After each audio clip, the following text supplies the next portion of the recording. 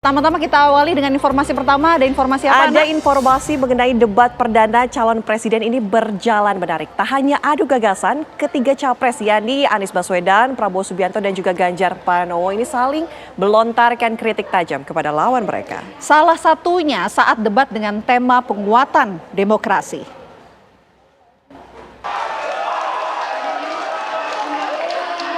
Kalau demokrasi kita tidak berjalan, tidak mungkin Anda jadi gubernur.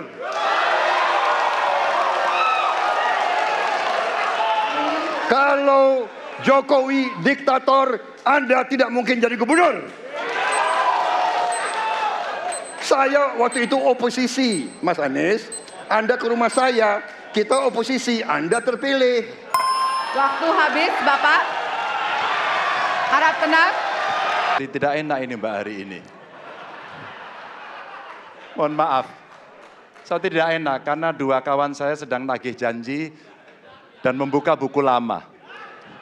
Tapi percaya begini, yang pertama tidak ada demokrasi tanpa partai politik. Tidak ada, suka tidak suka, mau tidak mau. Dan fungsi partai politik itu adalah agregasi, sumber rekrutmen kader, pendidikan politik. Kebetulan saya pernah menjadi ketua pansus undang-undang partai politik. Maka pada saat perdebatan penguatan dari sisi anggaran, penguatan dari sisi partisipasi masyarakat mesti dilakukan, saat itu tidak terlalu banyak yang setuju. Maka Mas Anies, soal oposisi tidak oposisi, soal kepentingan saja kok. Kapan kita bertemu, kapan kita tidak bertemu, dan kemudian kita akan bersikap pada posisi masing-masing. Tapi yang penting, pendidikan politik kepada masyarakat itulah yang menjadi PR besar dari partai politik agar cepat dewasa. Terima kasih. Ketika kita menghadapi sebuah proses demokrasi, di situ ada pemerintah dan ada oposisi. Dua-duanya sama terhormat. Dan ketika proses pengambilan keputusan itu dilakukan, bila ada oposisi, maka selalu ada pandangan perspektif berbeda yang membuat masyarakat bisa menilai. Karena itu oposisi itu penting dan sama-sama terhormat. Sayangnya tidak semua orang tahan untuk berada menjadi oposisi. Seperti sampaikan Pak Prabowo tidak tahan untuk menjadi oposisi. Apa yang terjadi? Beliau sendiri menyampaikan bahwa tidak berada dalam kekuasaan membuat tidak bisa berbisnis, tidak bisa berusaha. Karena itu harus berada dalam kekuasaan. Kekuasaan lebih dari soal bisnis, kekuasaan lebih dari soal uang, kekuasaan soal kehormatan untuk menjalankan kedaulatan rakyat. Baik, waktu Anda habis Bapak, kami mohon sekali lagi. Nah, Vena dan juga pemirsa, di sesi lain ini saling sindir yang berujung debat panas juga terjadi. Calon Presiden nomor urut 2 Prabowo Subianto mempertanyakan kebijakan soal polusi dari Anies Baswedan pada saat menjadi Gubernur DKI Jakarta. Jadi ketika ditunjukkan, ya memang ada sumber polutan dari dalam kota. Tapi kalau sumber polutan itu hanya dari dalam kota, maka Pak pakai logika sederhana sekali. Jumlah motor dari hari ke hari sama, jumlah mobil dari hari ke hari sama. Maka harusnya angka polusinya sama setiap waktu, betul tidak?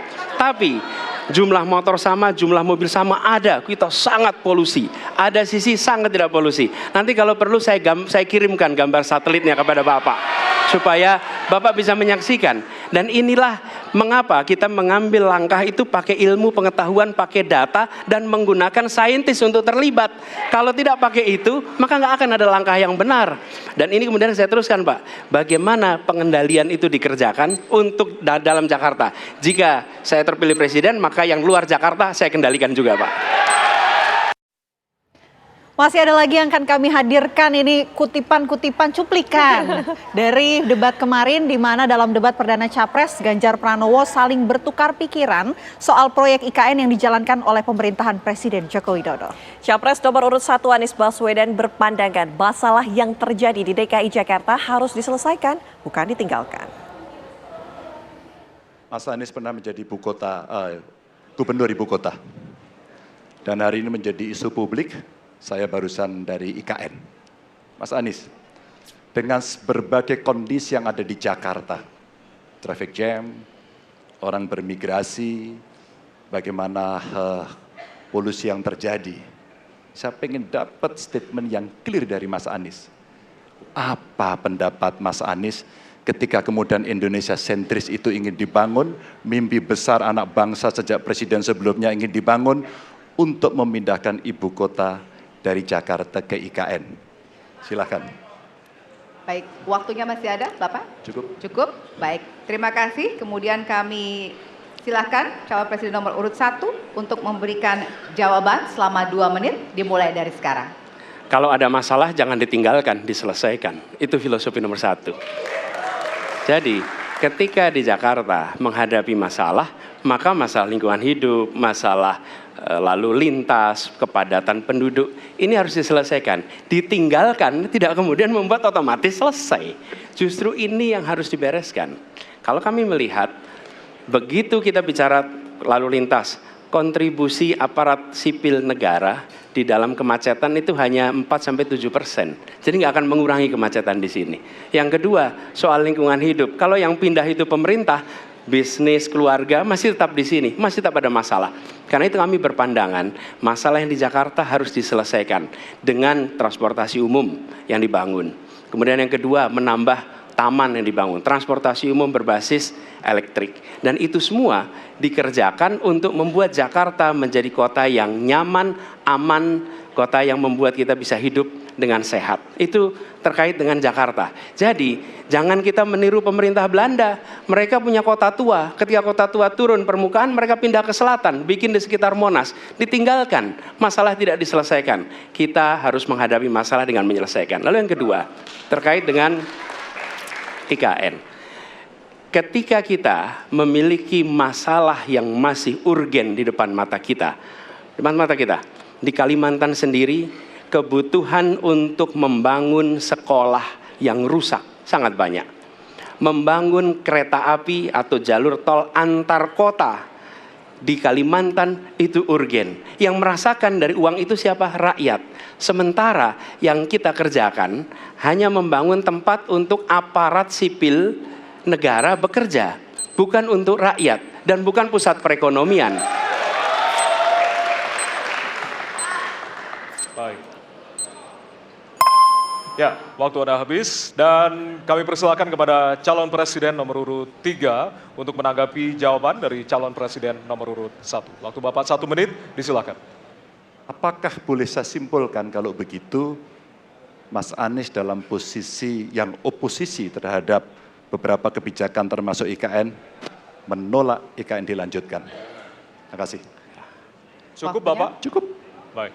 Baik, selanjutnya kami berikan kesempatan kepada calon presiden nomor urut 1 untuk menanggapi tanggapan dari calon presiden nomor urut 3. Waktunya 1 menit dari sekarang. Inilah salah satu contoh produk hukum yang tidak melewati proses dialog publik yang lengkap. Sehingga dialognya sesudah jadi undang-undang. Dan ketika dialognya sudah undang-undang, siapapun yang kritis dianggap oposisi, siapapun yang pro dianggap pro pemerintah. Kenapa? Karena tidak ada proses pembahasan yang komprehensif yang memberikan ruang kepada publik. Ini negara hukum, bukan negara kekuasaan. Dalam negara hukum, berikan ruang kepada publik untuk membahas sebuah peraturan sebelum dia ditetapkan. Tapi ini nada-nadanya seperti negara kekuasaan, di mana penguasa menentukan hukum. Dan kemudian dari situ kita berdebat pro kon. Kami melihat ada kebutuhan-kebutuhan urgen yang dibangun untuk rakyat. Kalau hari ini kita belum bisa menyiapkan pupuk lengkap, tapi pada saat yang sama kita membangun sebuah istana untuk presiden, di mana rasa keadilan kita? Oke?